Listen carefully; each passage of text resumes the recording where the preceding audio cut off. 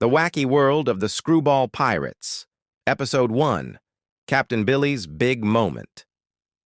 The wobbly walrus rocked gently on the waves of the Grand Line, its mismatched sails flapping lazily in the breeze. On deck, chaos reigned as usual. Wrong-Way Jim sat cross-legged beside the ship's compass, furiously shaking it and shouting, "Why do you betray me, compass? Why?" Nearby, Ben Duct Tape Fix-It was perched precariously on the mast, wrapping yet another roll of tape around a large hole. "This ship's more tape than wood at this point," he muttered to himself. At the rail, cross-eyed Jared squinted down the barrel of his slingshot, took aim at a barrel and missed, hitting Tony squarely in the back of the head instead. The doctor stumbled, clutching his medical kit. "Jared!" Tony barked, rubbing his head. "Do you want me to wrap you in bandages again? I'll do it." Amid the chaos, Captain Billy stood heroically at the bow, his foot on a crate and hands on his hips. His patched coat fluttered dramatically in the wind, or at least, he liked to think it did. "Listen up, my loyal crew," Billy shouted, puffing out his chest. "Today is the day we make history. Today is the day we raid the legendary Island of Infinite Riches." From the galley, Liz's voice rang out, unimpressed. "You mean the island we passed 3 hours ago because Jim took us the wrong way?" "It was the compass's fault," Jim yelled defensively, holding it up as if to prove its guilt. "The compass always lies to you," Liz shot back. Billy waved them off. "Details, details. What matters is that we are pirates, adventurers, the very spirit of the sea. We'll find that island and claim its treasure before sundown." He turned sharply, intending to stride across the deck with purpose, but his foot caught on a loose rope. He tumbled forward and landed head-first in a barrel of fish. Later in the galley, the crew gathered around a crude map Billy had drawn in crayon. The Island of Infinite Riches was marked with landmarks like Big Rock Thingy and Treasure Here. Billy slapped the map confidently. "Here's the plan. We sneak onto the island, dodge the traps, and grab the treasure before anyone else. Easy." Liz crossed her arms.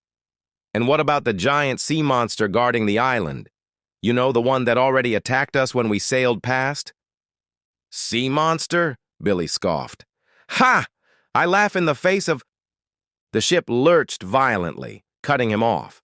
The crew scrambled to the deck to see a massive tentacle slam against the ship's side. The Kraken of Infinite Riches towered over the wobbly walrus, its glowing eyes glaring down at the terrified crew.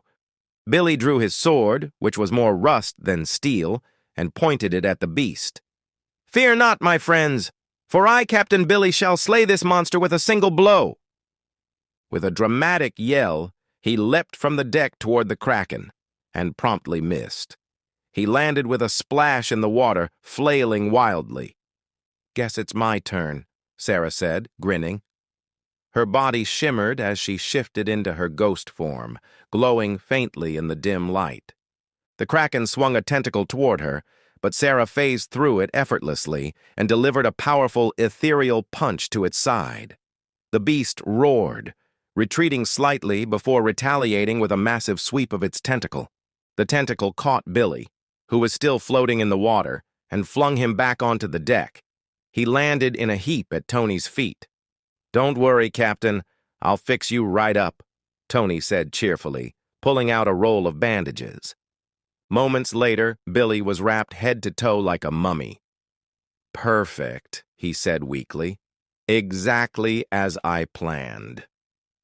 As the Kraken swam away, clearly bored, the crew sighed in relief. But their relief was short-lived as they realized the ship had drifted miles off course. Jim held up the compass. Guys, I think we're lost. Again." "No matter," Billy declared from his bandaged cocoon. "Another flawless victory. Onward to adventure, my crew." Liz sighed, pinching the bridge of her nose. "Yep, another day with the Screwball Pirates." As the wobbly walrus sailed off, completely in the wrong direction, the sun set behind it, painting the chaotic scene in warm hues of orange and gold. Big shout out to Zeo to Hero from your Morphin Brother Cosplay Dude 637 of the 3 Ranger Bro Studio. Thanks for keeping the Ranger spirit alive and powering up the fandom one episode at a time. This story's for you guys. Hope it makes you laugh. And to everyone else, don't forget to check out both our podcasts. Stay legendary, heroes.